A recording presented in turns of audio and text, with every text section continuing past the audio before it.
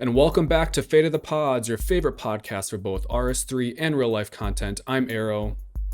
And I'm Rainyday. And today we have a very special guest who has gotten multiple shoutouts on this channel so far. The incomparable, Miss Daisy. Hello, welcome. Hello, all fellow Fate of the Potters out there. Yes, we finally have her on the podcast here today. She has 17,000 jobs that she juggles at once, so we're so thankful she could dedicate some time to joining us today.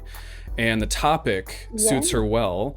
We're going to be discussing some differences between completionist and trim completionist in the game, the requirements and how things have kind of changed over the years, where they currently lie, and kind of our opinions on them as we're all officially at one point in time trimmed completionists. We'll let Daisy have her moment here in a second. But I guess let's start at the beginning. When did you guys first feel like, yes, I'm gonna comp? After you maxed, when was the decision to be like, okay, I'm gonna get completionist cape? Okay, I'll start. So first off, I just want to say thank you for having me on the podcast. I'm excited to be here. Yes, thank you. I'm trying to figure out when exactly I comped though, but I want to say I started going for comp right after I maxed, because once I maxed, I was like, okay, what's next for me here? And let's see. I think I comped in 2014. So August 2014, I comped, which was, I got all the dates because my Instagram, it's coming through. Okay, so I maxed May 2014, and then I comped August 2014. Oh, wow. And, yeah. Damn. She was on the ball. I was kind of in the same boat in the sense that I maxed in August of 2014, and then I was really grindy right at the end of max, and I was like pretty burnt out, but it was maybe like a week after I was like, yeah, I need something else to do, so I'm gonna go for comp. And then I think I comped in May of 2015, so the next year. But damn, I think I maxed. Rainy's like I maxed in 2007, comped in 2019. True. Okay, I maxed in like October-ish of 2015, and I don't know, in each stage I like lacked self-confidence, so like I maxed then, and then I comped in like January 2020, and then I trimmed like a couple weeks ago. Yeah, probably like October 1st. Snaps. But because I was always like, I'm never gonna max, and then when I maxed, I was like, I'm never gonna comp. So that's why it took me so long. Also, when they came out with those 120 requirements, but that's a whole nother conversation. But yeah. Well, thank you for finally joining. I wasn't as cool as y'all. You're official trim comper now. Welcome to the team. Welcome to the Golden Particles. Thank you. Wear them with pride. Did anything kind of hold you guys back? So I guess maybe let's start with some of the harder requirements. What, if anything, was going to be a limiting factor for you guys when going for either comp or trim? I'll go first. I think I almost was considering not trimming because of the Castle Wars requirement, which I'll let Daisy kind of talk about old requirements when she trimmed in a second here. But since taking that away, I feel like there's really nothing that should impede on people who get comp to trim. Like there's not any like super outstanding time gated, or not even time gated, but just like time consuming requirements that would eat up like a good portion of your playing time. Question mark. Okay, so for me personally, when I was going for comp, my biggest thing was dungeoneering at the time, because I remember when I first started playing RuneScape, I came back, I think 2013 is when I came back and I started working on maxing. And I just remember dungeoneering just seemed so hard to me. I didn't know anybody who dungeoneered, and I just thought that skill, it was, what's the word? I was very intimidated by it. So I thought dungeoneering would be my biggest setback, but I ended up having to wait on ports for a while. Oh, word. Yeah, ports definitely can, like, if people don't get it's not hard in the sense that it takes a lot of time, but if you don't get a head start on it, like early on, and knowing that you're going to want to go for comp or for trim, that can really be like a limiting factor for people. Yeah, for me, I always thought ports was like the hardest thing. I was like, dang, you need level 90 and a bunch of skills. I'm never touching that ever. And then when I got to do it, I was like, I can't wrap my head around this. And so I waited a really long time to start it and also to finish it. I'm just going to quickly, like, as an aside, I'm going to plug player owned ports, even if you're someone who doesn't want to do comp or trim. Even if you don't want to do it, do it. I'm not exaggerating when I say I probably have made over 1 billion GP from ports over the years.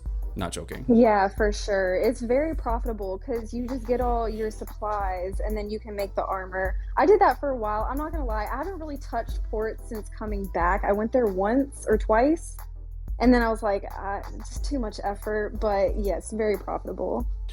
Death Lotus hoods were like 6-7 mil each. Yeah, and scrimshaws had their moment. Yeah, they were up to like before these new books were released. Yeah, they were up to like 7 mil too. It Oh, was wow. just, it was money, honey. But anyway, okay, Daisy, can you give us a little bit of background of when you were in the trim game, or when you were going for trim? What kind of the grind was like? Because back in your day, there were not a lot of trim keepers. It was a pretty elite requirement, or a pretty elite accomplishment to get at that time. So can you kind of give us a little throwback of what things were like then compared to what they're like now? Yeah, so like I said, I had comped back in 2014 and I ended up trimming in 2015. So I trimmed a year later, summer of 2015. And to be honest, the most, I guess, intimidating wrecks back then were Castle Wars and this, what is it, the Champion Scrolls? Yeah.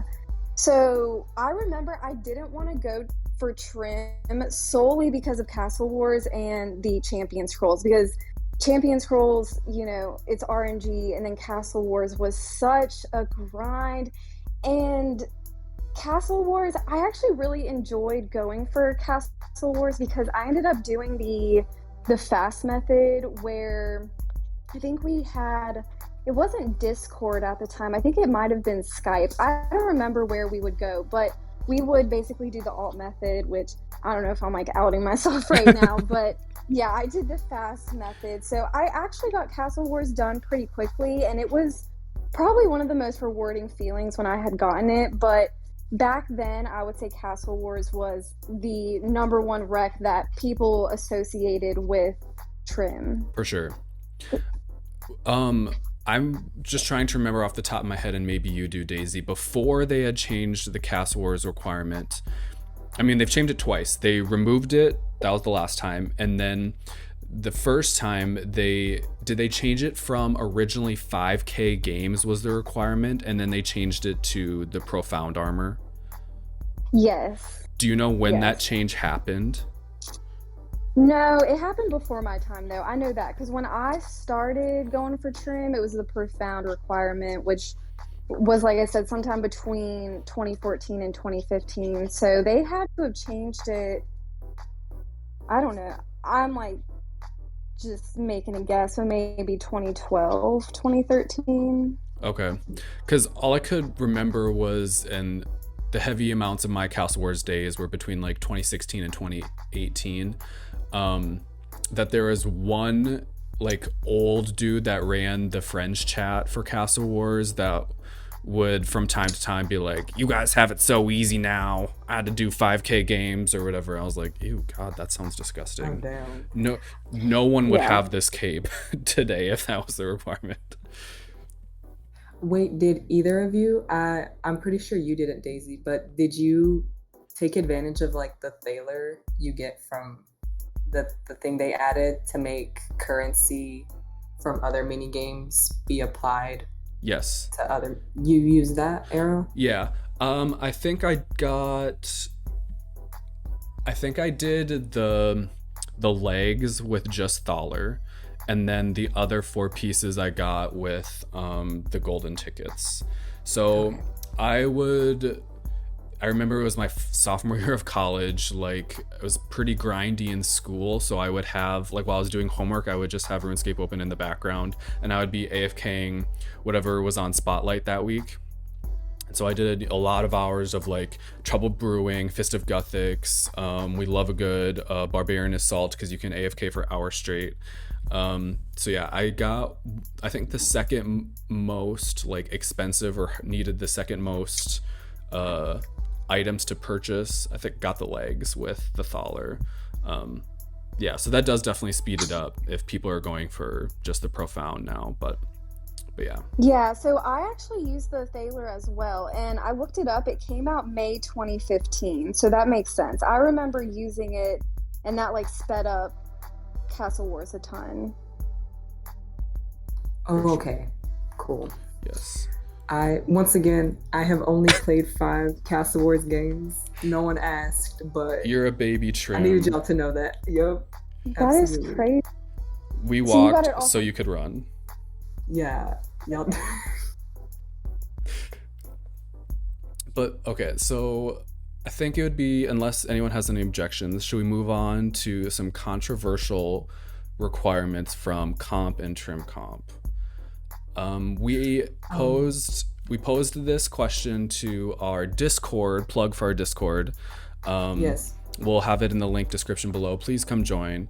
But Yeah, anyway, come join. we posed this question to the Discord.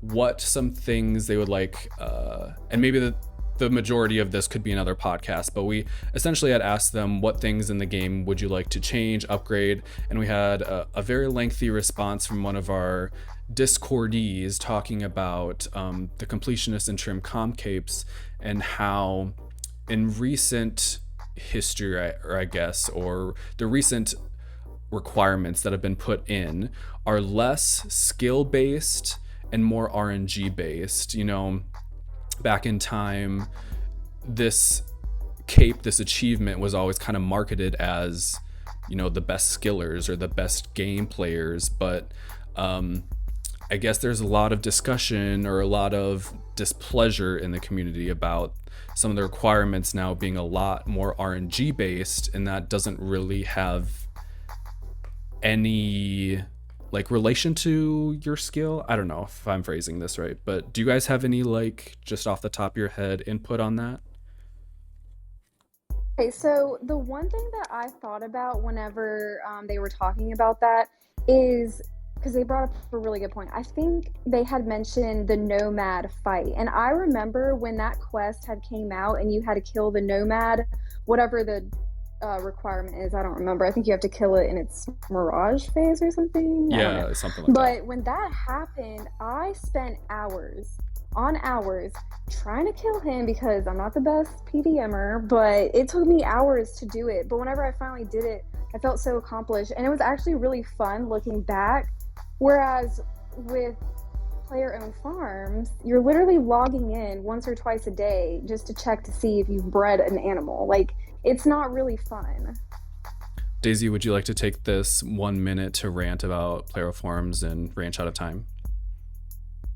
Yeah, okay, so just, you know, my personal opinion, I'm just kind of speaking off of frustration, but I don't mind time-gated requirements. That's not really where my issue is. My issue is whenever it's so focused on RNG. So the statues, for instance, that's a time-gated requirement, but you can do a skill for 2 minutes and get that rock. You know, it only takes, I don't know, 10 minutes a day to do it, and you're not relying on RNG. Whereas with player-owned farms and ranch at a time, okay, like I told y'all, I had told Rainyday and Aerro this at the beginning before we started. I have bred over 50 yaks because I've been keeping track when I sell them for beans. And that is ridiculous. Why do I have to breed over 50 yaks and I still don't have my shiny yet? Still don't have it, still trying to get it. And it's just like, ugh, it's frustrating. I definitely hear you. I definitely and also another thing, well, actually continue. I'll remember what I need to say. I don't know. There's really not much else to say about it. I just think, like they're coming out with all of these things to make getting trim easier. But so for me, like what we were talking about before was the whole thing of being a returning player. So I had actually quit in 2017. It was like towards the end of 2016 is when I started getting inactive. And then I came back 2 months ago. But yeah, so I kept up with my trim cape religiously. I was on top of it for the first, I don't know, year and a half. And then once Menaphos came out, I think I was just so burnt out on the game because I've never been a casual player. I've always been someone that played 10 hours a day, very unhealthy. But I was so burnt out. Menaphos pretty much made me quit.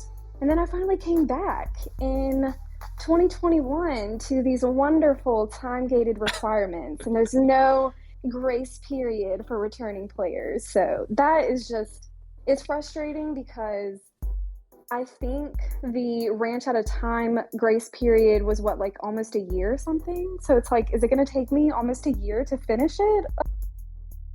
Right, that was something I wanted to bring up to you guys Same, you read my mind. That was what I was gonna say. Okay, while we're live here on the podcast.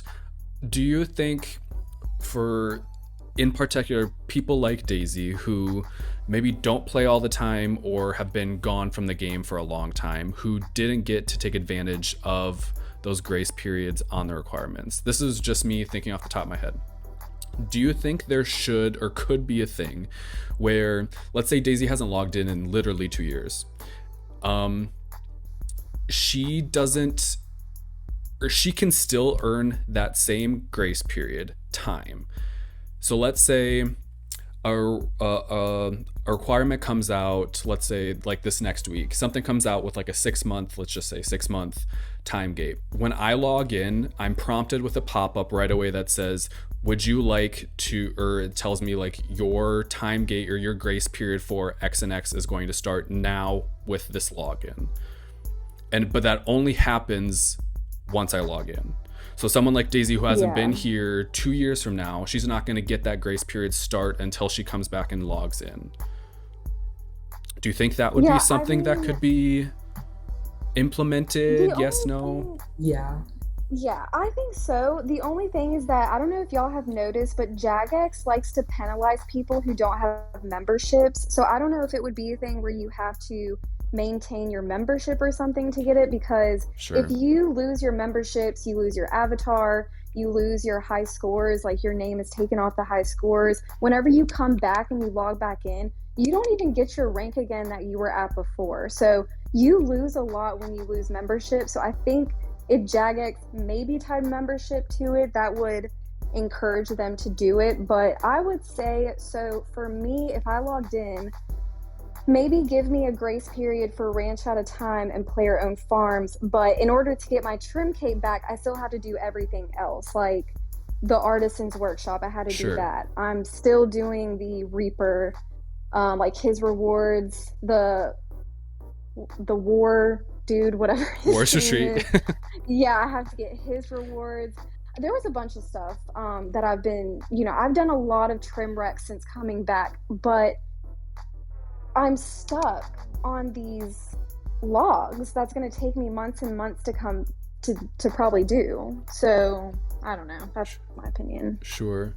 Or even something where if you're not active during the time that the original grace period starts, that whenever you do come back, maybe you get like half of what the grace period used to be or something, just so you're not starting from zero and like it's essentially you against the clock now, because you can like do all those other requirements, but at the end of the day you're still going to have to wait for like one specific thing.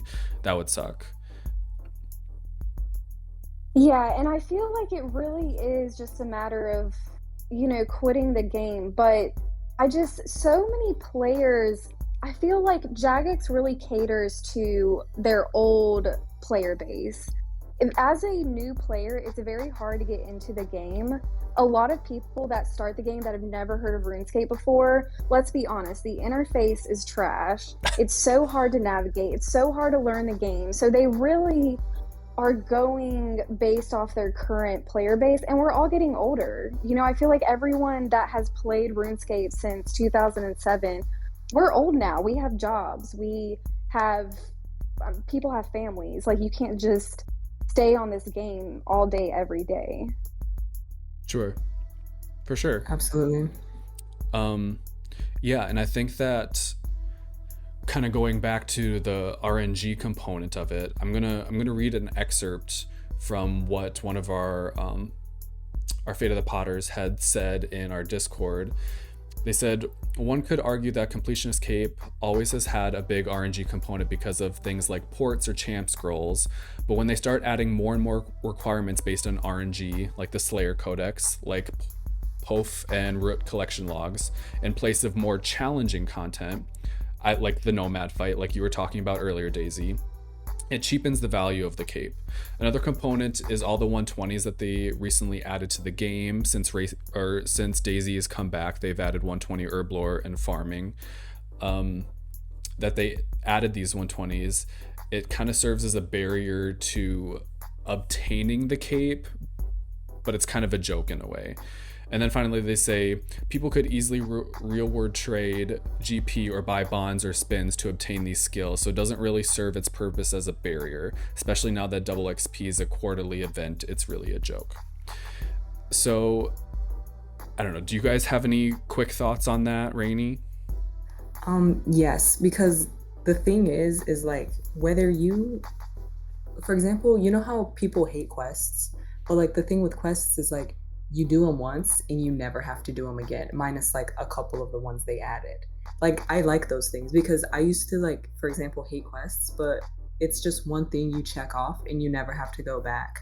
But like, and you can also do it, like, it doesn't matter if you quit for years, you can always go back and do it. Whereas, and I know that a lot of people's arguments might be, yeah, everybody's older and stuff, but also efficiency scape, and you can, like, the amount of time it takes to gain XP in an hour is like way faster than it was 10 years ago, which I get, but that also encourages like other unhealthy like playing habits. That's in regards to the new 120s they released, because those are also like, you train them, you get them to 120 and that's it. But it definitely does make the cape kind of like,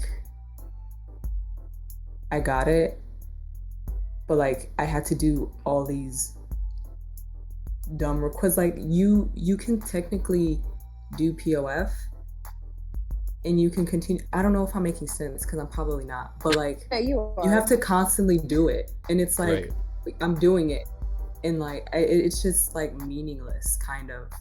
But right, player on farms is a lot more like hurry up and wait. So I can't sit down and do player on farms for 10 hours straight, you know? Yeah, not only that, but like there's entire like discords and stuff dedicated to like having the best in slot traits to maximize your chances of getting shinies, but you also have to pay for that. Whereas a lot of the other stuff was like independent, you know, it was just you completing a certain rec. Right. Yeah. That's kind of my take on it, but yeah. And you had talked about that earlier, like a lot of, sorry, I don't mean to cut you off, but a lot of the skills, these or requirements these days, they are just, you can get them from other people, basically. For sure. Yeah. Kind of a random thought that I had, just because, you know, we're adding now 120s onto the comp and trim stuff, and then the last couple skills have been 120 specific. Do you think, and maybe this is a completely different conversation, so we don't have to talk about it for a long time if that's the case, do you think that the new skills that come out in this game are way too complex nowadays? Daisy, you're someone who just did 120 archaeology. Do you have any So, okay, archaeology. Personally, I really liked archaeology, and even though it was a complex skill, I still got bored of it. So, I actually AFK'd archaeology at work on mobile like all day long. So, it's not complex enough to where I couldn't do that, but finishing, which this isn't a requirement for the skill, but for trim, you have to finish all the relic logs, right? Right. And when I first heard about that requirement, I didn't like it. Like any requirement, you're like, I can't believe I have to do this. But once I did it and I finished it, I was like, okay, I actually really liked that requirement because it wasn't so much of an RNG thing to where it would take me weeks and weeks and weeks to finish it. Like archaeology, I think I finished it in a month and I finished the relic logs pretty quickly. So I actually really enjoyed the skill. I think it was, I don't know. I liked it better than invention. I will say that. I was not a fan of invention. Fair. I remember the good old invention grind days. I think Ugh. I think what I may be jaded by is that the last three skills that have come out, so archaeology, invention, and then divination before that, none of them were really, I mean, invention kind of, none of them were really designed to be like, they weren't designed to be where if you had a lot of money that wasn't going to matter. But the people who got to 120s 200 mil first were the people who had like exorbitant amounts of money to spend. That's what I don't like, that, you know, for archaeology you could have just bought all of your supplies, Materials. yeah. For invention it was like I'm disassembling the most expensive items in game. For divination it was like I'm buying all of my whatever energies from other people and then just using that straight. So it's kind of like that sense of it, whatever. I feel like I'm getting off track, so I'm sorry. For me, Ask a question though. Sorry, I just want to get your opinion. So the supplies for archaeology that you use to fix your relics, Yep. when they're not relics, are they? No. Are they artifacts? They're artifacts. Artifacts, geez. I've been calling them relics this whole time. Anyways, so whenever you repair the artifacts, do y'all think they should have made the supplies untradeable? Because apparently there's a lot of bots that just farm the supplies now. Yeah, there are a lot of bots that do that. I mean, personally from my gameplay, it wouldn't have changed too much if they were untradeable because I got most of my materials myself. The only time I actually bought materials was to do the Tetra compasses. Otherwise, I had all of my own materials myself. Rainisha. Because I bought a lot of them. Yeah, like, I don't know. The bots can keep botting. Like, I feel like there are a lot of people's alts too. I don't know. It didn't bother me too much because it kind of seems, I don't know. I didn't really care for it. But in terms of, sorry, like I'm switching the topic kind of. No, please do. But the latest skills that they added, archaeology, I really liked. It was a pretty like complex yet fun, like lore type skill to train. And like after they released Dungeoneer, I think Dungeoneering was like probably the most complex skill they could have added compared to like woodcutting and fire making skills like that. But I think with their latest skills, they've been honestly doing a pretty good job. And also the thing is like if you were around when archaeology came out, Daisy, I think you would have liked it a lot more than you already did. I'm glad you did like it though, but that was a time to be like playing on RuneScape. I don't know. It was just like, because the pylon, everybody was like charging it up and stuff. It out during quarantine, right? Yes. Yeah. April of last year. Yeah. Yeah, so I remember in the video that I was watching, because I was watching, his YouTube name is Protox, and he is an archaeology guide that I was watching. And in all of his clips that he had recorded, there were so many people. And I remember when divination first came out, each spot, like, people would do it within the same time frame for the most part, so you would do it with the same people, and there was always so many people training in that one spot. And whenever you're doing like community skilling, it's just way funner. Oh, definitely. It was like mass chaos when that skill came out, because it was, you know, you came back and you kind of had like a guide to what to do on release day when no one really had no idea what they were doing, because it was not, you know, it was kind of like a, all right, good luck everybody, good luck figuring it out, and like all the mysteries and stuff. It was mass chaos, but it was like a fun chaos.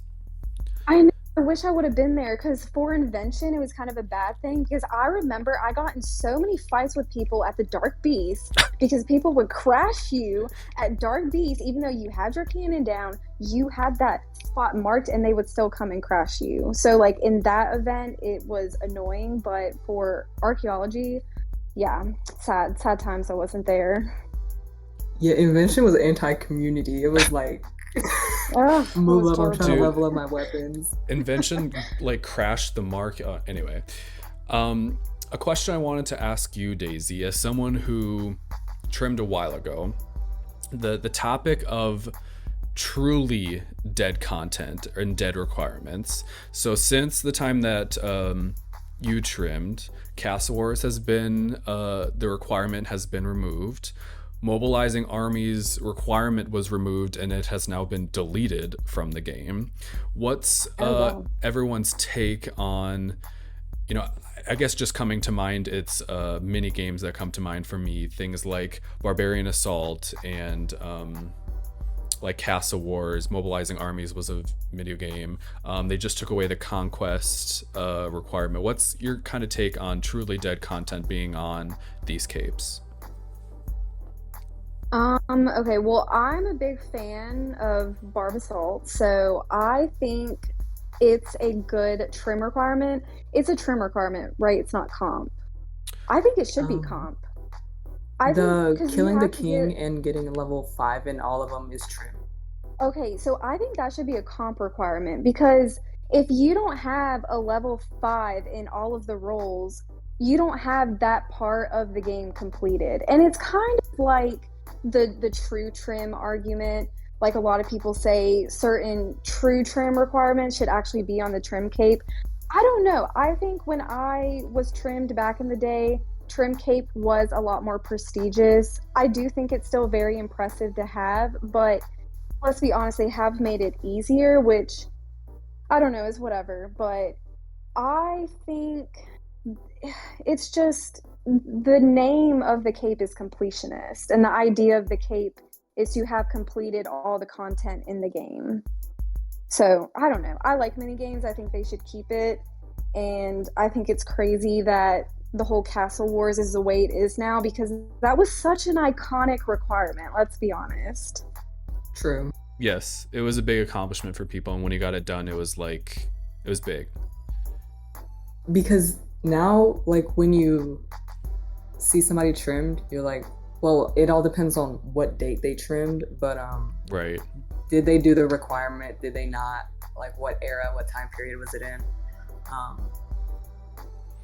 Yeah, for sure. And Because, like, there are people that are like, oh, I want the cape, but like without completing it. 120 capes look really nice. They really do. Just get the 120 in the skill and wear it. That's a pretty hot take, but yeah.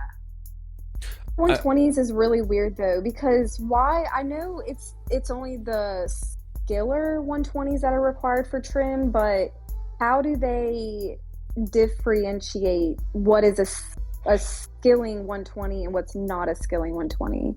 Does that make sense? right.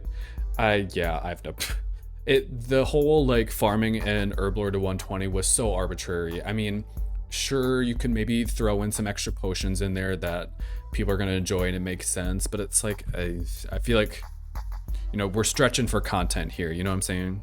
Yeah, because 120 farm used to be the cape, but everybody has it. Yeah. It's one of the easiest skills to train now with POF.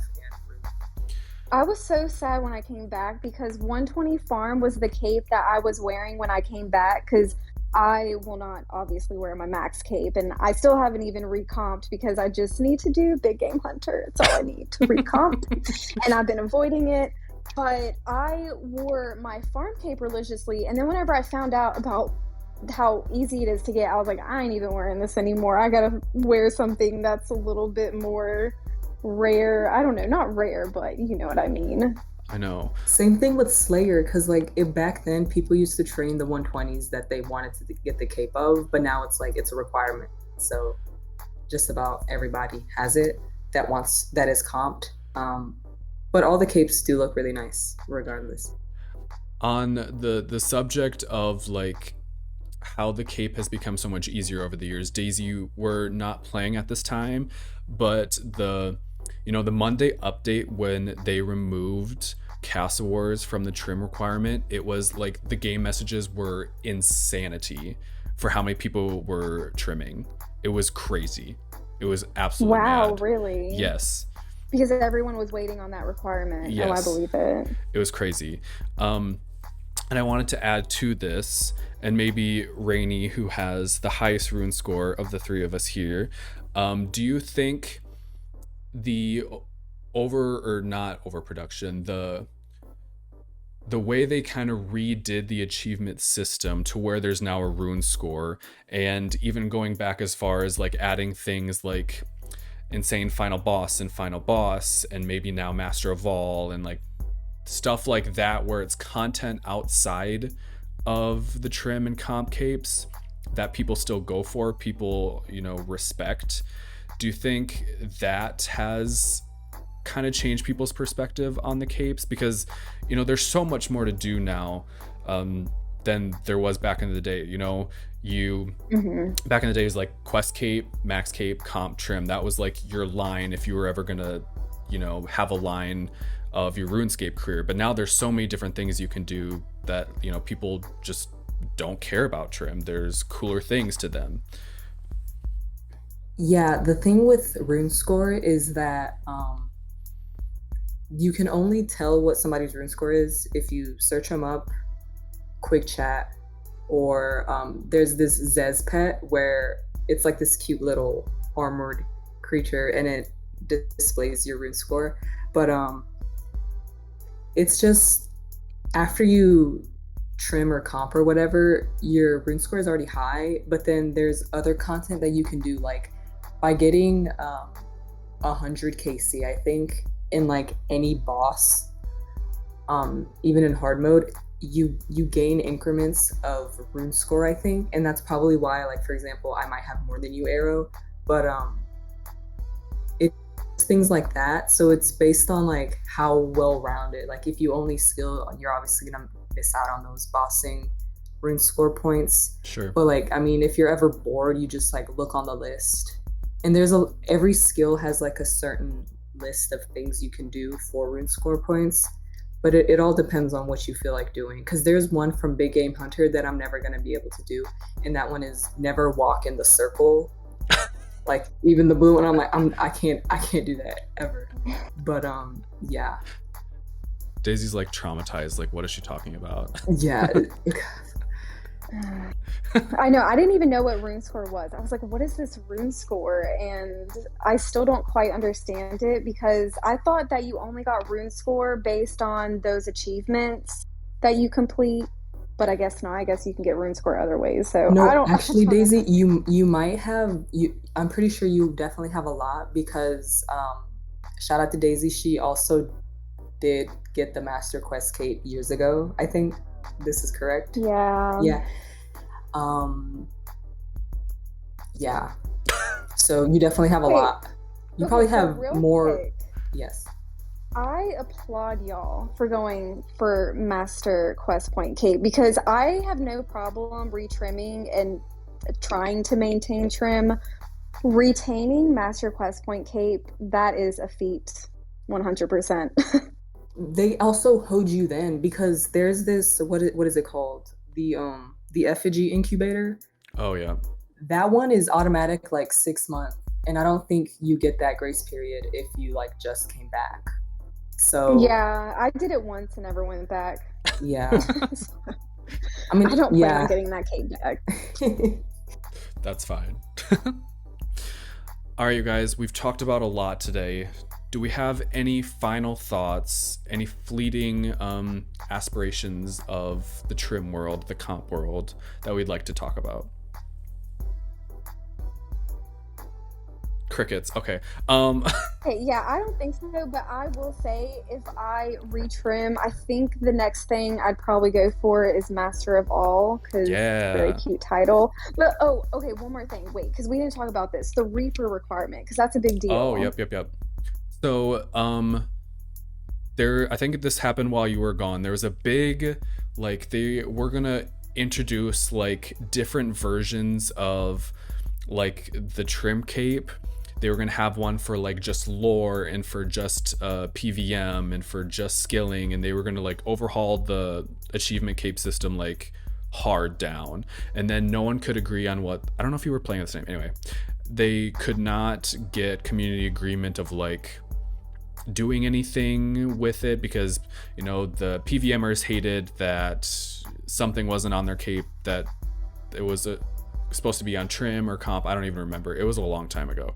But essentially, no one could agree on anything, so they really didn't change anything in terms of new capes. Like, they had whole new cape redesigns that people were like voting on, and it all just got scrapped. But in that process, Reaper got removed from comp and trim, and it is now just a passive effect that you get.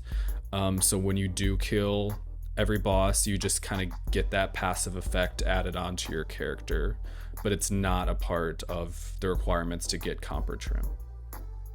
Right. Okay. So I will say it was a huge relief when I found out that Reaper wasn't a requirement anymore, but I liked Reaper being a requirement. And even though, like, if it weren't for my friends, I would probably very much struggle with Reaper. But it was nice knowing that you had every single boss ticked off. And it's like now I don't have anything motivating me to go kill every boss at least once. Because there's a lot of bosses I haven't killed yet because there's a lot of new bosses. But I just liked it because it was just cool knowing that you had that done. At least one Yeah. kill. I I'm agree. indifferent. I'm indifferent. But that's just so, as coming from someone who doesn't care for bossing all that much. But yeah, it was a big argument if Reaper should stay on comp or not, and it ended up getting taken off. So yeah, crazy stuff, as Rainy says. Yep. Everything is gonna work out for everybody, but if you do want to trim, if you're watching this, do it. You know, it's pretty accessible to all. Get started on play your own farms in Root. Oh Yes. yeah, yep. Yeah. If you haven't started that, you need to make your way over there and get breeding. And on that note, thank you so much for everyone who's listening to this podcast today, as we kind of broke down comp and trim from people past, present, and future who have this requirement done. And a big thank you to Daisy for taking time Thank you. to join us today. Hey, of Yes, course. Thank we you for will- having me. We hope to have you back soon. I will be back. Yes. Next Okay. up, Fashion For State. sure. Ooh, True. she's Definitely. the teaser. All right, thank you all for watching, and we'll see you on the Yes. next one. Bye. Keep the fate. Bye. Bye.